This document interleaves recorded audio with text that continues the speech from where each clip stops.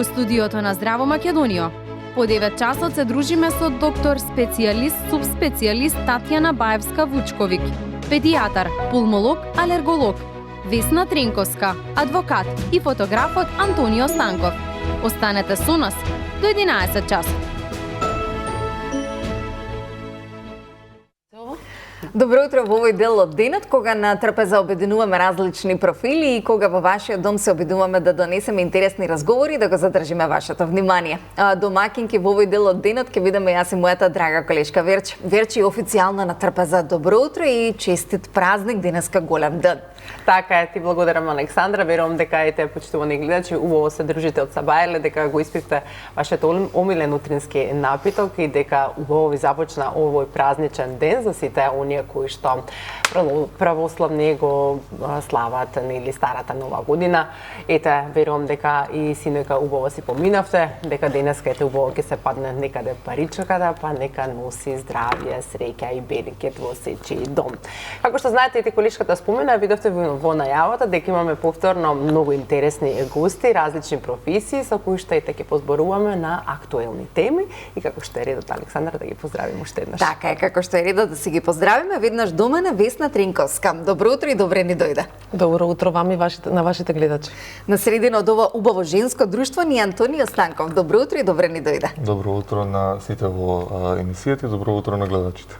И на крајот ни е доктор Татјана Баевска-Вучковиќ. Добро утро и добре ни дојдовте. Благодарам на поканата за гостувањето во денешната емисија. Добро утро до вас и до гледачите на Канал 5. Доктор, ке сакале или не, иако ни е празничен денот, ке започнеме со вас, бидејќи некако грипот и настинките ни се многу актуелни годинава. Да. И како секогаш годината започнува по толку собири, средби, кога сакаме да сме одвоени, сме заедно. Па, кој е вашето професионално мислење на оваа тема? Дали треба да се продолжи зимскиот распуст како по препораките? Како да препознаеме дали е грип или настинка и како да се заштитиме?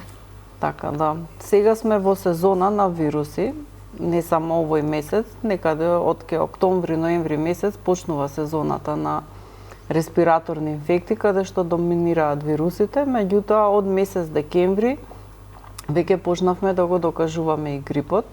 Се почесто е присутен и според сите епидемиолошки податоци се очекува стандардно во нашата држава е некаде средина на месец февруар пикот кога се достигнува и потоа почнува да се намалува моќта и јачината нели на тој вирус. Сите кои што на почеток ќе имаат грип се со многу поизразена клиничка слика. Меѓутоа во целата таа состојба имаме поосетлива категорија, ранлива категорија и помалку осетлива. Значи најранливи категории се децата во однос на бебиња и деца до 5-6 годишна возраст. Не велам дека и ке другите не може да манифестира сериозна клиничка слика, меѓутоа оваа категорија е многу ранлива и секако ке хронични заболувања кои што имаат веќе некое хронично заболување, каде што грипот може да ја влоши постоечката состојба и да направи сериозни компликации. Она што секогаш како препораки го даваме да се избегнуваат собири, посебно да не се носат бебиња и мали деца на иако се семејни собири, меѓутоа мора да ги поштедиме, бидејќи овие вируси се сериозно агресивни, не само грипот, туку и респираторно-синцијалниот и еден обичен мал риновирус може да предизвика страшна клиничка слика кај малите, бидејќи тие се со мали дишни патишта, кои што за час може со секрет да се исполнат и да направат и пневмонија, да треба хоспитализација, автоматски се комплицира. Така да кај нив многу побрзо се тоа. Да, многу побрзо бидејќи се мали, со мали дишни патишта и многу брзо се развива таа клиничка слика, бидејќи и нивниот одбранбен систем не е толку подготвен за толку јак вирус да може да се едноставно одбрани.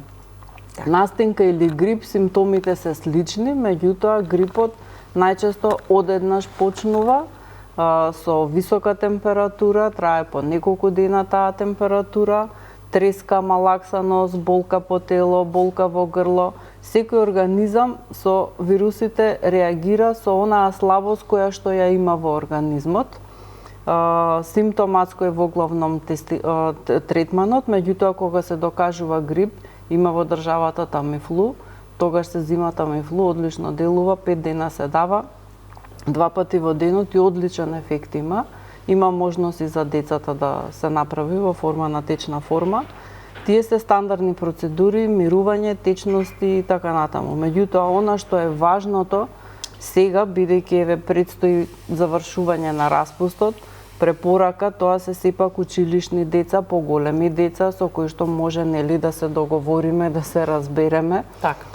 Значи и родителите да разберат доколку протечено, скачи температура, Да се задржи. нека ги повлечат дома, да не се мешат, Така. бидејќи 1-2 деца во оделението или еве во градинките сега каде што се маливе, едно дете да влезе, они се Сите ќе бидат. повеќето веќе ќе се разболат, бидејќи многу лесно се пренесува преку капликов пат, они се блиски едни до други. Постојано Во се градинка, допираат. уште се, поблиски. заедно. И малтене со едно кивнување тие во околината може сите да се разболат, така да препорака би било тоа. Технички колку би значело одлагање на враќање во училиште и да е една недела, нешто драстично многу нема да се смени. промени, бидејќи Кога се очекува колективниот пикот, доктор Татјана? собир секогаш се пренесува заболувањето. Средина на февруар се очекува да биде пикот. Така. Заборавивме ли на ковидот во меѓувреме? Па, реално, јас каде што работам во Биотек поликлиника, лабораторијата наша од Биотек има тестови со кои што докажуваме и многу е важно, еве тоа и за гледачите, и за повозрасни и деца што имаат, значи многу е важно да се докаже. Има тестови, брисе тоа, за 3-4 сати ние имаме име презиме и третираме соодветно тоа, бидејќи многу е лоша комбинацијата, ако не се докаже дека е вирус и на своја рака да се даде антибиотик, тоа е многу Може во погрешна насока. погрешна насока, да кажам, и третман. Уште повеќе го бутка имунитетот, меѓутоа кога ќе се докаже вирусот, идеме со третман на вирус, имаме препарати и клиничка слика. може да се третира. Така. Кога го споменавме ковидот, мора да споменеме Весна дека особено во ковидот луѓето се запознаат. Дел се разведоа, дел остана заедно. Добро, имаш и срекни приказни во ковидот, не е само сега се Ова е умешност на водител да ги од лекар да оде питат. Тука е поврзувањето. Кога ќе ги споменеме разводите, мислам дека вие сте адвокат кој што и текако ги работи токму овие приказни, па според Заводот за статистика процентот на склучени бракови е помал, а поголем е процентот на разводи. Што и како? Зошто и кому и колку таа приказна може да заврши срекно ако добро се адвокатски се реши самиот развод како постапка? Па вака, во однос на статистиката, дали има повеќе бракови или разводи, јас немам информација, мислам Проверено. не му е обврска. Да, тоа и судовите ги водат статистички, нели, според Заводот за статистика. Во однос на тоа кој е виновен, колку ние можеме да изиграме улога како адвокати во разводите, секако јас мислам дека можеме да изиграме, но искрено не би кажала дека сите адвокати правилно ги советуваат своите клиенти, затоа што има и одолговлекување на постапката, има и правење на непотребни интриги помеѓу родителите, бидејќи ние сме тука да ја завршиме работата во однос на разводот. Сето тоа понатака тие остануваат поврзани за цел живот, доколку имаат нели малолетни деца, треба постојано да разговараат околу децата, околу нивното воспитување, раст и развој, бидејќи секој од возрастните, тоа е моето лично мислење, ќе го најде својот пат после разводот, дали ќе оформи ново семејство, нов партнер, ќе остане сам, негова одлука, нели возрасен човек, но децата се тие кои што највеќе страдаат во овие разводи. И немаат заменски родители. Па и нема заменски, мислам и родителите и да се тука, одика едниот родител има своја соба, одика и Не, другиот зборот родител. ми е без разлика, како што кажате, возрастните можат да најдат замена, но децата не можат да најдат замена за мајка или пак за татко. Не може да тоа најде треба замена за семејство. Да. Тие родителите не ги губат, Да. но го губат семејството. Така. А семејството е нешто што е најбитно за сите нас. Доколку имаш здраво семејство, ти растеш во здрав човек утре во иднина. Доколку немаш здраво семејство, како возрастен човек имаш недостатоци кои што во текот на животот ќе ги изанализираш и ќе излезат на површина. Така да јас би апелирала на сите кои што се разведуваат, не би препорачала никој да се разведува. Мислам тоа е нешто што последно би го кажала како инстанца, дури многу колеги советуваме колку можеме повеќе и во таа обид за мирење да го направиме во нашите адвокатски канцеларии, но доколку дојде до развод, да не ги вадат секирите за да тие се нели надмутруваат меѓу себе, туку да видат да децата израснат во една здрава средина. Така. Интересно, адвокатско советување за тоа добра и интересна тема која што дополни. Па и психолози, и социолози, кои знаеш што се вклучени. Па ние повеќе сме психолози, бидејќи разводот како постапка е наједноставен за нас адвокатите. Мислам не е нешто комплицирано, но самата психолошка поддршка на странка, секојдневно јавување, комуницирање, пораки, да дадеш сила, да дадеш насока е тоа што е пообемно како материја во однос на разводот. Да не се заборави човечноста, наминовно дали сте доктор, дали сте, но и дали сте фотограф. Антонио, не фотографирате свадби или разводи, но дефинитивно на ваши 24 години станавте омилен фотограф во Македонија. Па како еден Велешанец успеа во Скопје? Пред се ти благодарам нели за овие зборови, иако јас тоа не го гледам на тој начин, мислам како еден Велешанец успеал во Скопје. Искрено јас се случи тоа спонтано, уште после средно образование, кога се преселам во Скопје поради факултет, се случува спонтано, не беше намерата да го освоим Скопје или нели на тој начин, но сите сме свесни дека нели во денешно време повеќето работи се случуваат тука и она што го работам морало да се случи овде во Скопје, али ако нешто можам да издвојам дека кога доаѓаш во ново место има многу предности, особено од аспектот кога не познаваш луѓе и кога не те познаваат, немаш предрасуди за никој, а и они немаат предрасуди за тебе. Тоа е според мене многу позитивно кога си отворен кон она што го работиш и работите се случуваат природно. Кои се можеби најтешките луѓе за соработка, за фотографирање? Па кога си професионален во она што го работиш и пристапот ти е правилен, јас стварно сметам дека нема тежок човек за соработка, кога двете страни гледаат искрено на она што се прави и сакаат да излезе добар продукт, стварно нема. Евентуално ако морам да издвојам нешто, значи тешки се за соработка, луѓето нели кога не знаеме што сакаме да постигнеме, но кога имаме доверба еден во друг, дури во тие ситуации не идуваме на добро решение. Ете, за време на една фотосесија добиваш ли прашања како да речеме да застана, да се фотографира, да изгледа убаво, сака да ја види подобра страна. Која е подобра страна, секој има добра или лоша страна. Сака да изгледа убаво, стенчиме. Сакаме помлади да бидеме потесни, особено по празниците. Да. Па добро, нормално постои тоа нели како ситуација. Самиот јас од старт започнувам со тоа нели која им е нив поубава страна, затоа што мене ми е целта да они се чувствуваат природно, им се допадне фотографијата, барања постојат различни, се гледаме се да е во граница на нормалата и нормално да се допадне човекот на крај. Така, сега тоа е еден муабет што луѓето го сакаат, но како професија и реалност, дали во фотографијата навистина постои тие некои агли кои што се да речеме нели карактеристични од каде ќе се фотографира за да добиете една убава композиција? Она што е можеби најбитно нели нормално и агалот и композицијата ја уредуваат фотографијата, но многу е битно светлото. Јас мислам дека нели пошто народски знаат да кажат ја не сум фотогеничен, јас сум фотогеничен. Тоа не постои според мене, мислам дека сите се фотогенични, само зависи нели дали е светлото добро привогодено на оној човек кој што сака да се фотографира, или доколку ние светлото го ставиме од страната што нели човекот се смета за убава страна, тоа што ќе се допадне на фотографијата. Ако ја откриеме страната што тој помалку ја сака, тогаш фотографијата ќе излезе нели за него полоша. Така, а доколку сакаме сами да си бидеме фотограф, некој како да кажам, некои мали финеси, трикови кои што може да им ги откриеме на гледачите, како да направи едно успешно селфи или можеби некоја така фотографија да се сликаат? Тоа во тој случај дефинитивно нели природната светлина најдобар извор на светлина. И треба да доаѓа од анфас од напред. Централно, од анфас, тогаш сме испеглани. Може да бидеме фотографи и да биде тоа е важно да се знае. Да се испегламе. А добро е да сме фотографи, но лошо е да сме сами доктори фактори дома. Така. Па, доктор Татјана, колку може да си наштетиме себе сета доколку во домашни услови си дадеме самите на своја рака лекови кои што на долг рок може да ни направат штета. Со фотографија не може да си наштетиме, но со лекување во домот и како може да си наштетиме. Моје општо правило во животот е секој е професионален во својата дејност и треба да се почитува тоа, исто како еден фризер, нели? Така. И јас сама да се фарбам дома или да се шишам, не можам никогаш да се, или да се свенирам, не можам како на фризер.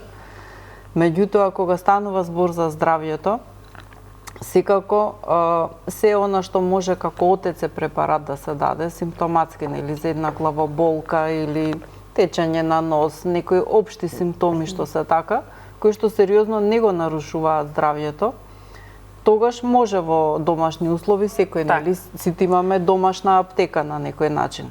Така, како не е баш некоја клиничка. Основни Треба да имаме- работи се аналгетик, антипиретик, пробиотик, спреј за нос, сируп или таблети за алергија, креми некои за за црвенило, Убоден иритација, црвенило, да. Тоа се општи работи, тие исти да кажам препораки на секои родители, посебно млади нови родители што се, кога ќе дојде летен распуст или зимски или патуваат некаде, тие се општи препораки каде што со себе секогаш треба да имаат, бидејќи во среднок може да се разбуди дали е возрасен или дете, да има Висока температура, температура, така. зад над нос да не може да диши или кашлица и така натаму, така да во однос на ОТЦ препаратите може да биде или нели витаминска поддршка и така натаму. Меѓутоа сето останато секој пациент треба да си го посети својот матичен лекар, посебно за децата, значи да ги види педијатар, бидејќи во многу состојби и мојот пристап е, значи кога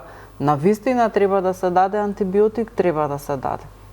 Ние долго време имавме ситуација да било кој може да влезе во аптека и да си земе антибиотик, исто како Така. да оди во некоја продавница Во маркети да си одбирате Да што се си биде купи. буквално Колку сам ова на себе. може да наштети? Меѓутоа, Зимањето антибиотик на своја рака за нешто што воопшто не треба да се третира. Значи антибиотикот има и предност, меѓутоа има и слабост. Во секој случај користење на антибиотик, прво целата цревна флора значи е атакувана.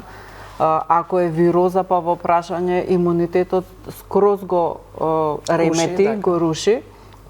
Така да, фала Богу, се направи регулатива дека сепак само со рецепта, значи ординирана од лекар, од професионалец, може да се земе антибиотик, бидејќи за жал во некои години, до пред неколку години, ние бевме лидери во број на искористени антибиотици, а сето тоа долгорочно прави резистентност. Значи, ние ќе дојдеме во ситуација на времето со еден пентраксил сме лекувале, меѓутоа при преголема злоупотреба на тие антибиотици, таа флора веќе организмот станува имун, значи едноставно така. резистентен, нема ефект и одиме сега на сериозни категории трето, четврто генерацијски антибиотици кои што реално се Не помагаат, туку помагаат повеќе. И затоа е многу потребно навремено да се јави, да се процени симптомите, анамнезата, тоа нели податоците, прегледот, лабораториска диагностика, тоа е да кажам триаголникот и да дојдеме до соодветен третман. Така. Која е те возраста кај децата кога веќе стекнуваат одреден имунитет и се, да речеме, посилни? Така. Значи секој новородено кога се раѓа од самата бременост преку плацентата и оние кои што се дојат во првите 4-5 месеци имаат имунитет од мајката, тоа е пасивен имунитет. После четвртиот месец веќе организмот почнува сам да се изборува и добро е да има и контакти со средината и со луѓе, да не се чува нели има семејства како под звоно да е. Нормално е да има секој контакт, на некој начин го провоцира тој имунитет и така се развива. Реално, околу третата година ке детето веќе е постигнат тој некој стабилен имунитет и затоа и како во сега во оваа состојба што сме на вирози, велиме најмалите се најризична категорија, бидејќи тие немаат созреан свој одбранбен систем и затоа многу брзо може да се влошат состојбите кај нив. Така. Доктор, така да спомена лидери, но лидери сме Весна и во заеднички сметки, а соло одговорност. Интересна тема која што ја прочитав на вашиот Facebook профил, каде што партнерите по разводот кои имале заедничка сметка сега продолжуваат, но сепак обврските некако стануваат недефинирани и остануваат кон едниот и кон другиот. Што се случува во пракса? Во однос на сметки за недвижен имот, така? Да. Па нели многу често кога стапуваат во брак брачните другари одлучуваат заедничка куќа, заедничка заеднички сметка, почнат да градат, да заеднички почнат да купат, да купат стан и така натаму, па при разводот настануваат тука проблеми што се значително големи и се како постапки судски и долготрајни доколку не се реши со некој меѓусебен договор. Кога најчесто се купуваат станови по основ на кредит и потоа тој кредит, нели, бидејќи сите сме свесни дека во денешно време браковите траат многу кратко, неколку години, а тие кредити се земаат на 20-30 години, така да тука нели станува малку проблем. Значи постојат нели варијанти кои што ние како правници, како адвокати ги понудуваме на странките во зависност од тоа што тие очекуваат, што сакаат, дали сака некој да го задржи станот, бидејќи некој емотивно е врзан за станот, некој останува со децата во станот, некој пак нели емотивно бидејќи е врзан па сака да си оди, зависи од карактерот на човекот. Во секој случај ретко некој да остане заедно во исти стана да се разведени и такво нешто постои, но тоа е само некој краток период. Може едниот да ја превземе обврската со тоа што прават меѓусебен договор, да тој ги превземе обврските и по основ на кредит и остане како сопственик. Може другиот да ги плаќа ратите по основ на хипотекарен кредит, па потоа да бара надоместокот кој што го платил половина да му го даде брачниот другар, бидејќи тие се запишани како половина сопственици, така да постојат различни варијанти, секој случај е различен, но секако нели советувам на кратко трајно решавање на проблемот за да биде долгорочно и да немаат воиднина проблеми. Така. Се обидуваме секогаш да ги решиме проблемите, а Антонија ти си ја украси годината со она што го имаш и пред тебе. Би сакам малку повеќе да поразговараме за тоа. Направи одлична промоција и украсна целото твое делување во областа на фотографијата. Па зашто станува збор? И може да го покажеме. Апсолутно, да. Ова е овие. Зашто станува збор? Станува збор за фотографска монографија која што ја имам направено по повод или 5 години од постоење на моето студио. Така. Идејата за оваа монографија е нели, како што кажа веќе, јубилеј од 5 години и сите овие фотографии кои што моментално ги гледате се ексклузивно направени за ова издание. Бидејќи се нели само 5 години, јас сметав дека тоа не треба да биде некоја ретроспектива, бидејќи нели сметам дека сум се уште на самиот старт и мислам дека за монографиите како ретроспектива се резервирани за малце поискусни, подо фотографија кои што има поголема историја. Пред тебе е кариерата. Кој ви е умилен фотограф, Антонио, кој би сакале да го достигнете во идно време? Некој кон кого се огледувате и кој е печатот кој што сакате да го оставите на фотографијата?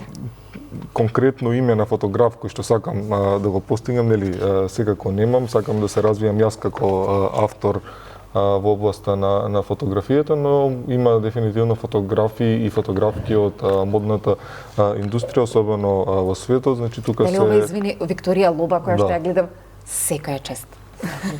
Благодарам.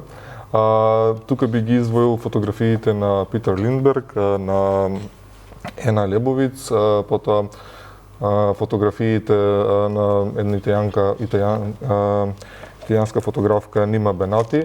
Кој печат сакам јас да го оставам, тука би издвоил дека немам конкретна нели што сакам да постигнам, туку станува збор за сметам дека јас како автор фотографиите зборуваат сами за себе. Така.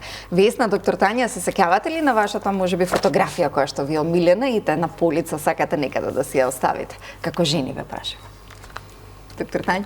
Па, прва сериозна, нели професионална фотографија ми било на полуматура, на матура. Сите се сеќаваме на тие. Некои сакаме да ги заборавиме, се гордееме. Матура, на некои се гордееме. Така да ми се допаѓа како нели општо фотографирање, на времето нели ги броиме сликите колку има во филмот, 36 мислам беа највеќе. Да, па нели оној предизвик да се развијат, па ги чекаме и така натаму и Мислам дека нема поуспешни слики од тие во однос на денеска. 100 пати од 100 агли ќе се фатиме, па се бира која да биде. Која е неуспешна? Да. Меѓутоа, како фотографија има вредност, затоа што на тој начин се креира Чуваат спомен. спомени. И така пред некое време нешто уредувавме во станот и нели се албуми се чуваат и кога ќе ги отвориш вака албумите, дури и солзите доаѓаат кога гледаш како од бебе наеднаш сега се возрасни луѓе или ние каде сме биле и така натаму, така да мислам дека фотографијата е една трајна вредност на убави моменти, на спомени кои што мислам дека нема дом кој што нема албуми од слики, да. Апсолутно, јас тука би се надобар, додека тоа е една од причините зашто ја изработив оваа книга, нели живееме во дигитална ера, иако нели сите медиуми си имаат своја убавина, сакав во ова дигитално време да направам една тактилна вредност или да имаме нели фотографија и она што го имаме заборавено, што нели само што го направи да листаме фотографии од една книга која што нели ќе остане. Колку луѓето сакаат да ги развијат фотографиите денеска, бидејќи ги чуваме во мобилен, во компјутер, но никако вака во книга укоричени или во фотоалбум како што спомена докторката, како тоа да не го правиме? Па од мое искуство тоа е дефинитивно се помалку во денешно време. Во комерцијалниот свет нели постојат се уште каталози и флаери или ако веќе се работи за принт, тоа се билборди кои што се повеќе и тие се дигитални нели во денешно време, но постојат секако се во помал број. Од моето искуство до сегаш. Така. Весна, колку вие си се гордеете на некоја фотографија или ете како мајка на 3 сина ве навраќа на спомени фотографијата? Па јас од тие причини многу сакам да сликам. Децата сакам да си ги сликам кога одиме негде на патување, кога сме излезени некои неформални фотографии од секојдневието кои што после неколку години наназад кога ќе видам во телефонот или на социјалните мрежи што ги имам објавено, се потсеќам колку биле мали и каде сме биле, но децата колку брзо израснале, колку ние сме стареле и така натаму, но морам да кажам дека децата многу ми замеруваат во однос на фотографирањето, дури кога сме некаде еве сега скоро патувавме, мамо доста сликаш, што јас го правам тоа од спомен, да. Некогаш мислам јас сакам и сама да се сликам, не дека не, ама нели тие слики се чисто за да си видам промена пред и потоа како сум. Докаде ни се брчките, дали сме дали имам некој недостаток и така. Инаку јас исто така многу сакам да ги разгледувам албумите од кога сум била и јас дете. Да, тие ни се баш имав сега во канцеларија брзо една случка. Една другарка што ми беше во основна најдобра другарка дојде во канцеларија и направивме стори со фотографија денес и фотографија во трето оделение. И баш беше многу интересно, баш тие фотографии ни го прават тоа. Овие јас не сум толку за телефоните и овој по електронскиот начин. Мене хартиената форма и ден денес и во однос на закон кога читам не можам да го читам од лаптоп, немам такава концентрација отколку кога ќе земам хартија. Да. Колку е фотографијата доказ и колку се користи во вашата фела? Се користи исклучиво многу и фотографија и вибер комуникации, значи од социјални мрежи. Скриншотови. Секако да, скриншотови, секако вид на комуникација. Мислам ние ги доставуваме во постапката, судот сметам дека ги цени. Сега не се најрелевантен доказ, секако од некоја официјална институција, нели каде што е нешто побарано и одговорено. Но се земаат во предвид. Да, се земаат во предвид, во недостаток на други докази ги нормално ги обезбедуваме овие, но секако е тоа според мене релевантен доказ бидејќи тоа е непосредна комуникација помеѓу странките. Никој не ја гледа, никој не ја слуша и се искористува во постапката, бидејќи ваму е кога пријавуваш нешто, дали било полиција, центар социјални работи, тоа е наменско и внимаваш што збориш. А во вакви комуникации што се непосредни помеѓу нив интерни, кога ќе излезат на маса, мислам не е пријатно, ама секако е делотворно за постапките. Доктор Татјана, колку кај вас се користи фотографија на Вибер, некој да ви сподели како детето има одреден исип или пак да ви објасни можеби колку фотографијата се користи во лекувањето? За жал многу. Сум го практикувала, затоа и ве Мислам, не велам за жал дека праќаат, меѓутоа премногу е присутна таа комуникација. Сликовита. Нормално сега целата дигитализација и мрежите и начин на комуникација на времето сите знаеме, нели било службен телефон на работа. Така. До тоа време се јавуваш, после и да сакаш да се јавиш, не можеш да се јавиш, никој на приватен број не звонел, нели освен блиски сега, семејство, пријатели и така натаму. Значи, за мене се во животот има и предност и слабост. Значи, предност е начинот на блиска комуникација. Имав престој во Јапонија од 3 месеци, студиски престој за управување со тренинг програм за управување со здравствени установи. И кога дојдов во Јапонија, мојот телефон беше мртов, тие веќе беа на андроиди, јас отидов со Nokia, нели, класична. Значи ме фати паника како ќе комуницирам со своите. Да. На стандардна линија беше научна фантастика да можеш да се јавиш. И Скајпот беше единствено нешто со кое што јас секој ден комуницирав со семејството. Или со мејл некој да напишеш содржина, единствено само тоа беше.